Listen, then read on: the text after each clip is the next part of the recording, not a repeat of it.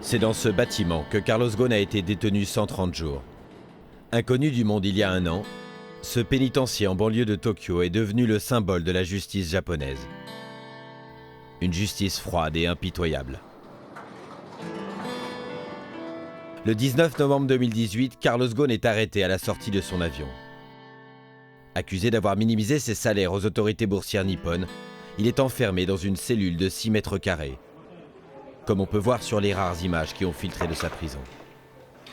Pour Carlos Ghosn, les interrogatoires sont quasi quotidiens et sans avocat. En France, la garde à vue est limitée à 48 heures. Sa détention préventive au Japon durera plus de 4 mois.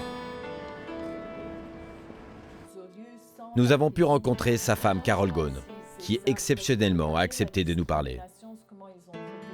C'est tellement sévère et c'est tellement strict qu'il te tue d'une façon silencieuse. Les prisons japonaises sont-elles l'enfer que Carole Ghosn décrit? Ce qui est sûr, c'est qu'elles sont invisibles, inaccessibles.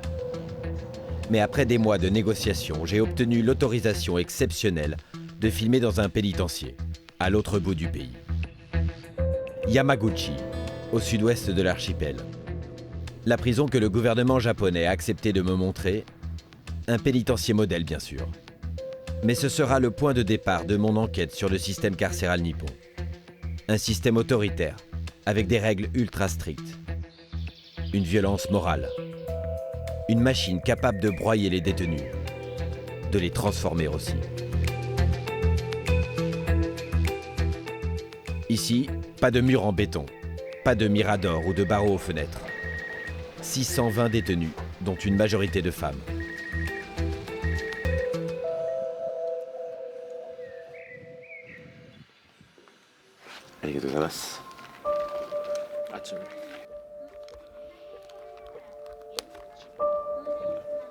Nous aurons droit à 2 jours de visite, ultra contrôlés. Avancez pour le contrôle. Tout ce que nous filmerons sera vérifié par plusieurs gardes, derrière nous en permanence.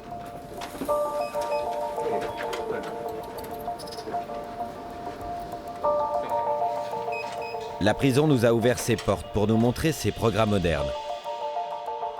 Cours de dessin, d'informatique, de cuisine. Des prisonnières responsables, à qui l'on confie même des couteaux bien tranchants.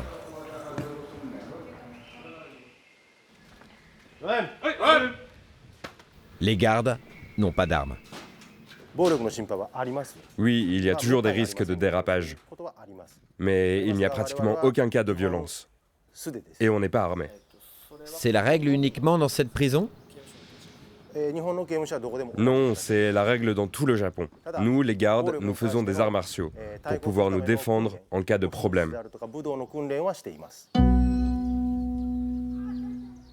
Autre fierté, les cellules, modernes et privatives, avec des lits à l'occidental. Ailleurs au Japon, les prisonniers dorment sur des futons dépliés au sol. C'était le cas pour Carlos Ghosn, les premiers jours de sa garde à vue.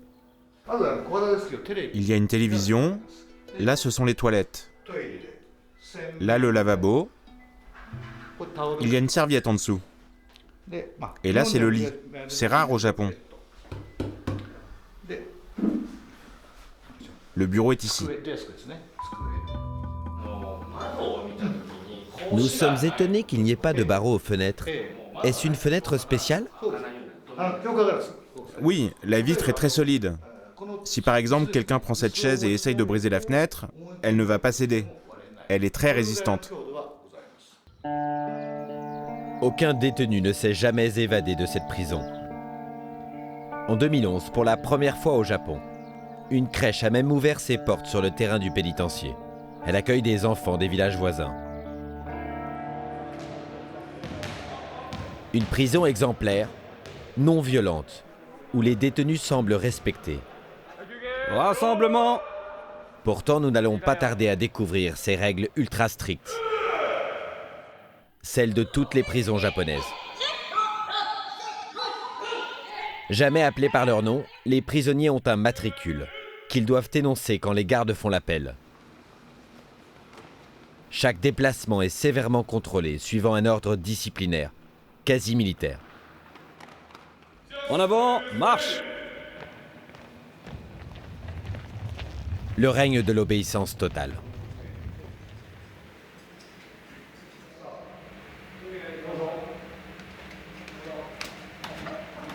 Les prisonniers n'ont pas le droit de parler, d'échanger, de communiquer. C'est seulement pendant les 30 minutes d'exercice quotidien qu'ils sont autorisés à chuchoter. Tout est chronométré. Le repas dure 13 minutes. Quand les prisonniers ont fini, ils doivent attendre le son du minuteur.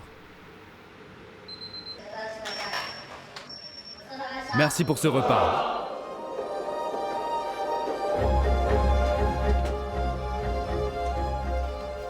Le travail est obligatoire. Pendant le cours de dessin, défense de parler directement au professeur. Je demande à parler avec l'instructeur. Accordé. Interdit de dessiner la prison ou d'évoquer leur histoire, leurs sentiments. Nous ne saurons pas ce que les prisonniers pensent vraiment. Mais j'ai contacté un ancien détenu de cette prison. Il est à Tokyo, aujourd'hui libre de parler. Pour mettre en image ses souvenirs, j'ai fait appel à un dessinateur de manga. Il a travaillé sur l'univers carcéral. Il illustrera pour nous ce que la prison de Yamaguchi ne nous a pas montré.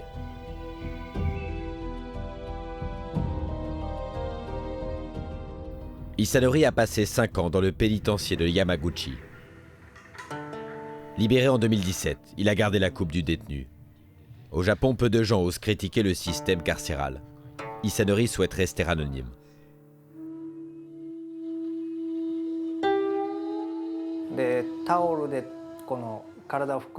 Même pour utiliser une serviette pour s'essuyer l'été, quand il fait chaud, vous avez besoin d'une permission spéciale.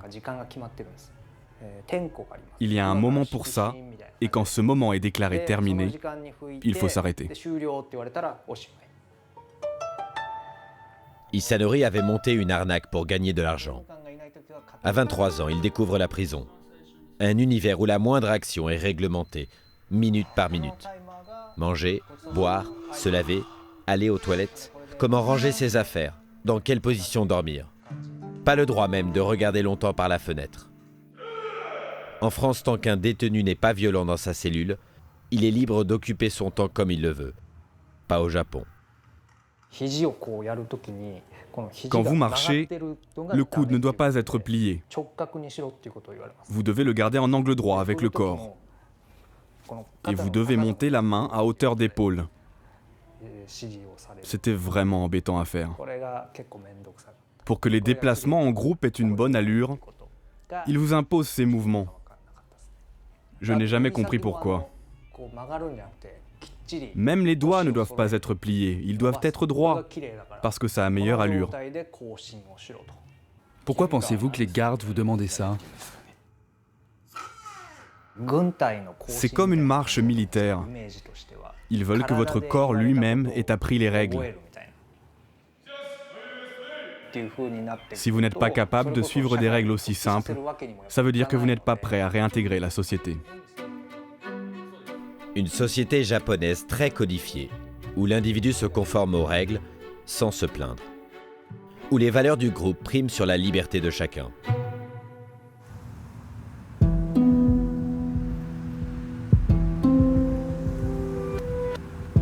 Les règles des prisons japonaises ne s'appliquent pas qu'aux personnes condamnées, mais aussi à ceux qui n'ont pas encore été jugés, et même pour de simples gardes à vue. C'est ce qu'a révélé au grand public la détention de Carlos Ghosn. Aujourd'hui en résidence surveillée à Tokyo, ses communications sont filtrées par les juges et il ne se sent pas libre de parler aux médias. Mais sa femme Carol Ghosn a accepté une interview à New York, où elle vit loin de son mari qu'elle n'est plus autorisée à voir depuis le 4 avril. Il n'est pourtant plus détenu. Carol Ghosn a été entendue comme témoin dans l'affaire, et depuis le tribunal de Tokyo lui interdit même de téléphoner ou d'écrire à Carlos Ghosn. Elle se confie rarement aux journalistes, mais a accepté d'évoquer les longs mois de détention du PDG déchu après son arrestation. Ils l'ont jeté en prison, ils l'ont mis dans un petit pyjama, ils ont tout pris. Il n'y avait pas de chauffage, il gelait de froid, il dormait par terre au début. La lumière, jour et nuit allumée, ils ont pris sa montre pour le désorienter.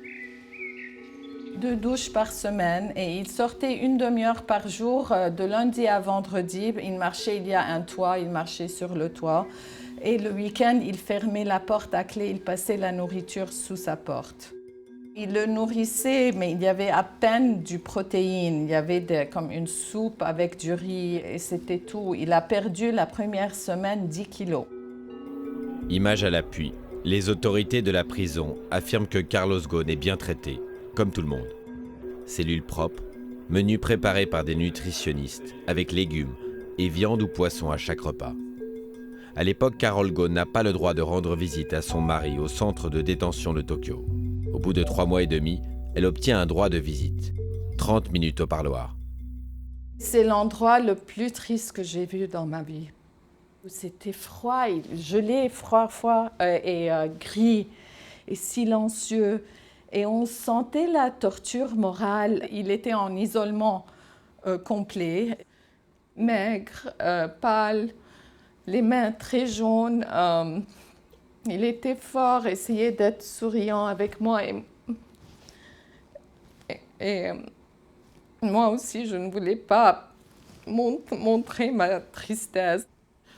C'est tellement sévère et c'est tellement strict qu'il te tue d'une façon silencieuse. Les Japonais affirment que leur système judiciaire traite tout le monde de la même manière. Est-ce que vous pensez que votre mari est plus sévèrement traité ou il est traité comme tout le monde finalement? Même s'il est, je ne sais pas ça, même s'il est traité comme tout le monde, c'est super sévère et c'est un système fait pour craquer les gens. Je ne veux pas qu'il soit traité comme un VIP, il est comme tout le monde, mais je veux qu'il traite tout le monde d'une façon équitable. Aucun humain doit être traité comme ça. C'est vraiment injuste. Et ce n'est pas acceptable d'un pays qui fait partie du G7, qui disent qu'ils sont une démocratie, qu'ils envoient des ambassadeurs de UNICEF partout au monde et ils veulent prouver qu'eux, c'est des gens civilisés. Alors, assumez. Carlos Ghosn a tout de même fini par obtenir une libération sous caution. Un traitement rare au Japon, où les personnes inculpées attendent leur procès en détention, parfois des mois ou des années. La libération de Carlos Ghosn est assortie de règles très strictes. Son passeport lui a été confisqué. Il n'a pas le droit d'avoir de smartphone et ne peut consulter Internet qu'au cabinet de son avocat.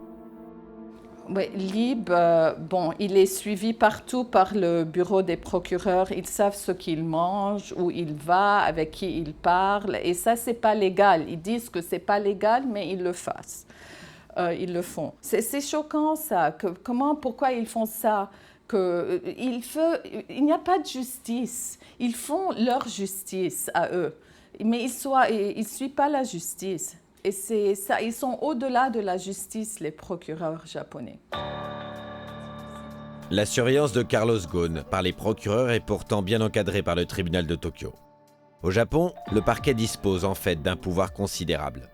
Dans 99% des procès, les juges suivent son avis et l'accusé est condamné. Carol Ghosn sait que son mari a peu de chances d'être acquitté.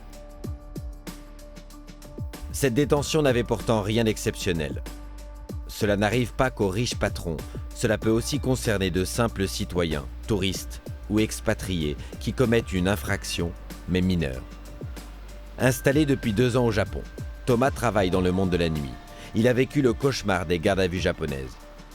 Pour ne pas compromettre sa vie au Japon, son identité ne sera pas révélée. Arrêté à la suite de plusieurs petits vols dans des supérettes et pour s'être enfui d'un karaoké sans payer, le Français de 23 ans est mené au commissariat. Interdiction de passer même un coup de téléphone. En France, ses parents affolés imaginent le pire. Au Japon, ses colocataires le cherchent partout.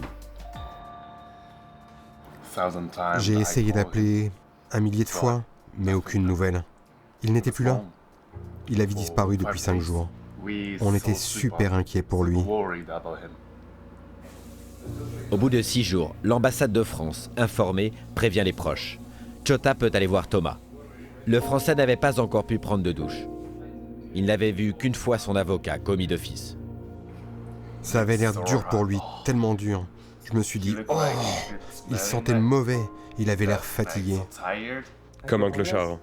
Oui, c'est ça, comme un clochard. En France, la garde à vue, c'est 2 jours maximum. 6 en cas de menace terroriste. Thomas sera détenu 30 jours pour vol avec violence. C'est le réveil très brutal, donc il crie. C'est un peu un langage militaire, donc je comprenais pas vraiment en japonais, même si je parle un peu. Ils te fouillent, ils te font faire plier ton futon. Évidemment, tout dans le calme, tu te tais, tu n'as pas le droit de parler. Pas vraiment aussi de regarder dans les yeux fixement. Il faut toujours regarder par terre, contre un mur. Sinon, la journée, c'est voilà, pas parler, ne pas être bruyant, ne pas s'appuyer contre un mur, ne pas tuer le temps à marcher, à tourner en rond. Je le faisais au début, mais ils m'ont dit tout de suite d'arrêter. La nuit, c'était le pire, en fait. Ils laissent la lumière allumée, même la nuit. Il y a toujours ce néon là qui reste allumé, même la nuit. Ils passent toutes les 30 minutes dans ta cellule, donc ils ouvrent la porte. Ça te réveille car c'est une porte en acier. Ils te regardent. Si tu as bougé de position, ils vont te réveiller parce qu'ils ne voient pas ta tête. Tu es obligé de montrer tout le temps ton visage. J'avais l'impression d'avoir aucun moment de repos en fait. Un contrôle 24 heures sur 24. Officiellement pour éviter les suicides. Mais cette explication ne satisfait pas Thomas. C'est une sorte de torture mentale, je pense. Ça doit faire partie, je pense, du processus. C'est très psychologique, je pense. Ils vont certainement pas te taper, te violenter. Pourtant, parfois, j'étais énervé, je criais, je les insultais, même en français et tout. C'est surtout vraiment axé sur la psychologie, le mental. C'est une torture mentale, quoi. Comme les prisonniers de Yamaguchi et comme Carlos Ghosn, Thomas a droit à 30 minutes d'exercice par jour. Mais lorsqu'il sort de sa cellule ou est présenté au procureur, c'est en laisse. Donc en premier, en fait, il y avait un harnais autour. Et ensuite, on mettait donc la laisse qui rentrait dans des trous. C'était genre juste là. Il serrait assez fort, j'avais pas souvenir que quand je chantais la cellule de bien respirer. Il serrait très très très fort. Et ensuite, j'avais les menottes devant, très serrées aussi. Et qui étaient reliées donc au harnais qui tenait la laisse. Avec un gardien devant et un gardien derrière. Et regarder par terre. Ou les murs. Un terroriste, j'avais l'impression même d'être, je sais pas, un fou, un serial killer. J'ai l'impression d'avoir tué des gens. J'ai l'impression d'avoir aucun droit, vraiment. J'avais aucun droit. On se demande si en fait on est considéré comme un humain, vraiment. Ou alors un chien, ou un sous-homme, je sais pas. On lui explique qu'il encourt jusqu'à 7 ans d'incarcération. Son avocat lui pronostique une peine d'1 an de prison. Mais grâce à plusieurs lettres d'excuses, notamment de ses parents, Thomas est libéré sans condamnation à une peine de prison. Il se considère comme un miraculé. Faut reconnaître que tu y retourneras pour rien au monde, quoi. Que tu as compris ta leçon et que c'est peut-être le seul point positif dedans, c'est que certes c'est horrible, mais que tu vas jamais y retourner, quoi, parce que c'est l'enfer. C'est l'enfer. Tu changes énormément, il y a un avant et un après en fait. Tu rentres dans les rangs. Thomas s'en est sorti avec plus de peur que de mal. Il a décidé de rester au Japon, car il aime malgré tout ce pays. D'autres vont nous montrer un visage encore plus brutal des prisons japonaises. Au Japon, peu de gens s'intéressent au sort des anciens prisonniers. À Osaka, la 3e ville du pays, une femme tente de leur venir en aide. Condamnée 4 fois pour possession de stupéfiants, Rumi Nakano a passé 12 ans en prison. Elle gère un bar de nuit où des anciennes prisonnières ont travaillé comme serveuses. Parmi ses clients, des femmes et des hommes marqués par la prison. Parfois des familles de détenus qu'elle conseille. En prison, si tu veux offrir un mouchoir à un détenu qui n'en a pas, c'est une violation du règlement. Si tu veux donner un peu de ta nourriture à un autre détenu, c'est aussi interdit. La difficulté en prison, c'est que des choses évidentes dans le monde normal, même la gentillesse ou l'altruisme, ne sont pas autorisées. Ce soir, 2 hommes. L'un d'eux est un ancien yakuza, ces fameux gangsters de la mafia japonaise. Kabo et Naruki ont fait des séjours dans des prisons très rigoureuses, sans ventilateur l'été, sans chauffage l'hiver, dans un pays où les températures sont extrêmes. L'hiver, il faisait -1 ou -2 degrés. On était gelés. Comme les murs étaient en béton, je crois qu'il faisait encore plus froid dedans qu'à l'extérieur. On était 6 dans la même cellule. Si quelqu'un lisait un journal, le simple fait de plier le journal créait un courant d'air glacial. Les autres criaient « Mais fais attention, on gèle !» Et on commençait à se disputer. Le plus dur, c'était pour les prisonniers de 60-70 ans. Moi, j'étais jeune, mais certains n'avaient qu'une chemise sur eux et ils attrapaient froid ou des maladies comme la pneumonie. Ces hommes ont aussi connu les chobatsu, ces cachots de punition de la taille d'un lit, pour les détenus qui ne respectent pas le règlement. Tu dois être assis comme ça et garder les mains comme ça. Si tu mets les mains comme ça ou sous tes fesses l'hiver, on te gronde. Si tu penches les yeux, on te gronde aussi. Si tu regardes en l'air, tu as le droit à un coup de pied et le gardien crie « Regarde tout droit ».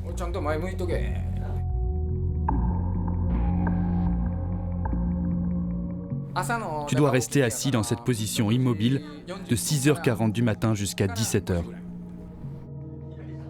Des isolements qui peuvent durer plusieurs semaines. Pour les prisonniers les plus rétifs, plusieurs mois.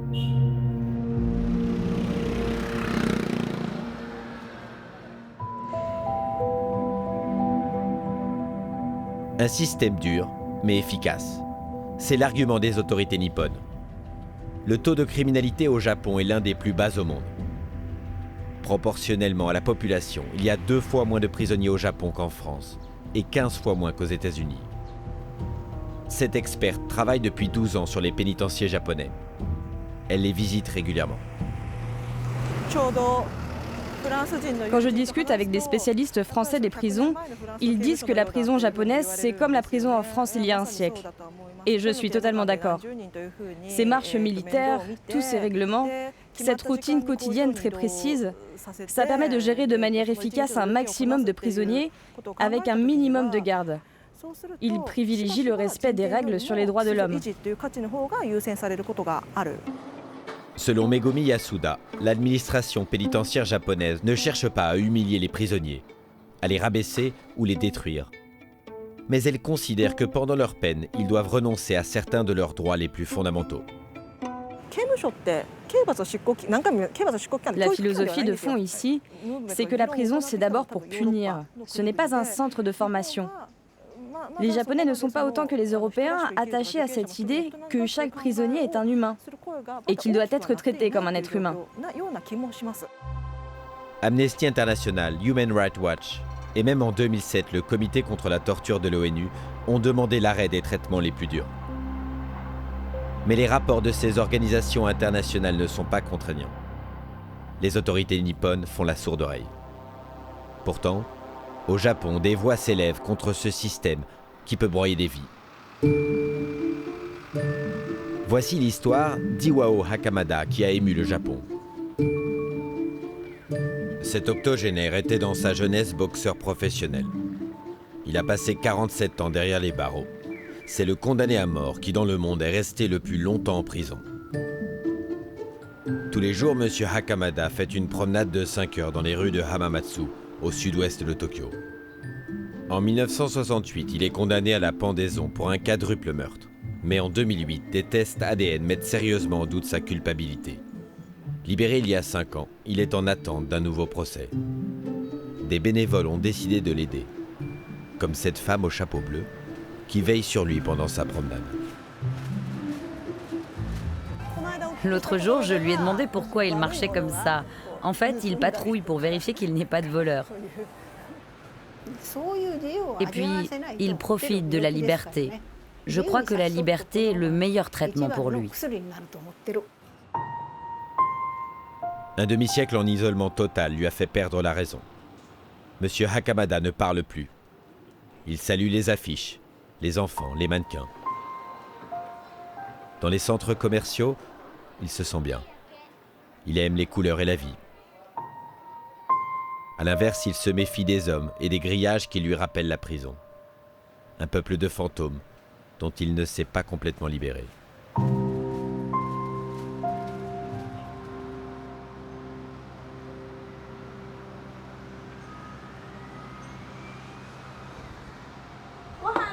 Le repas est prêt. Venez manger, s'il vous plaît. Allez. Aujourd'hui, Iwao Hakamada vit avec sa sœur. Elle s'est battue toute sa vie pour le faire libérer. À tour de rôle, les bénévoles du comité de soutien viennent les aider dans leur maison.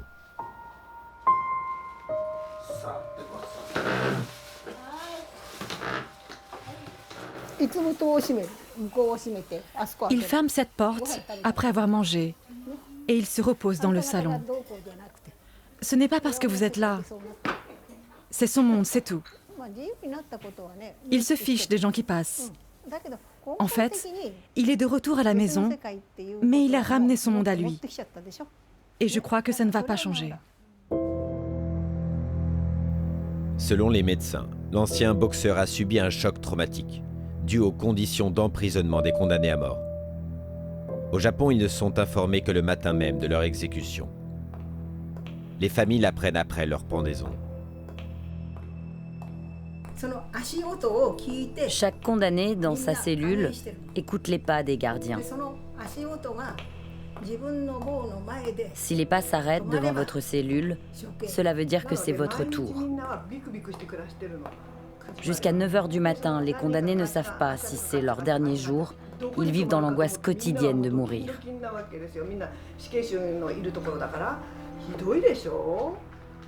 C'est si cruel, si douloureux pour les gens qui sont là-bas. Un jour, les pas se sont arrêtés devant la cellule de son voisin. L'homme a dit « Prenez soin de vous ». Et il a été emmené. Cela a été un choc pour Hakamada, et c'est à ce moment-là qu'il a perdu la tête.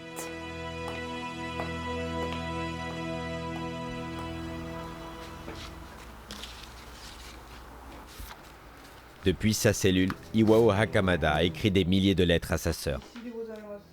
Elles sont la preuve de sa dégradation mentale.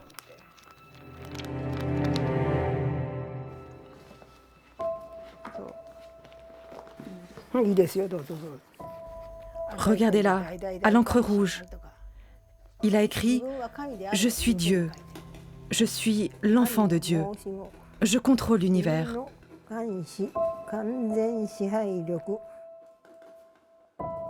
On ne comprenait plus rien à ces lettres. Iwao Hakamada s'est mis à penser qu'il était Dieu. Un être immortel qui ne pouvait pas être exécuté. Il s'est réfugié dans un monde imaginaire.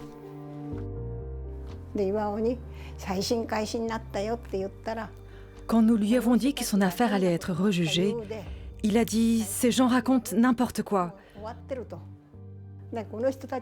Ce ne sont que des mensonges.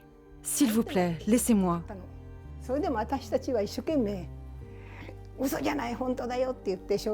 Il n'arrivait pas à y croire.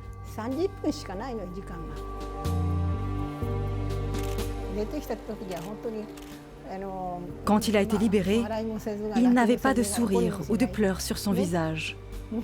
Pas la moindre expression.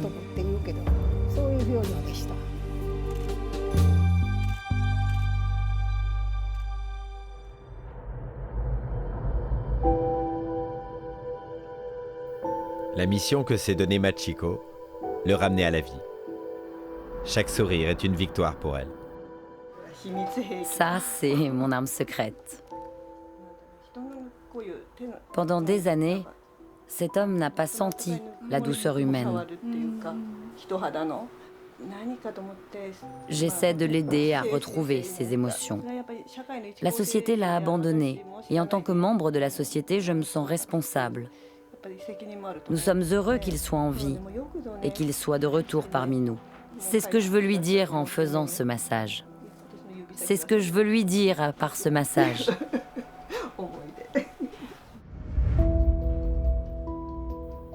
À 83 ans, Iwao Hakamada n'a pas été innocenté. Convaincu de sa culpabilité et malgré son état de santé, le procureur tente de le renvoyer en prison.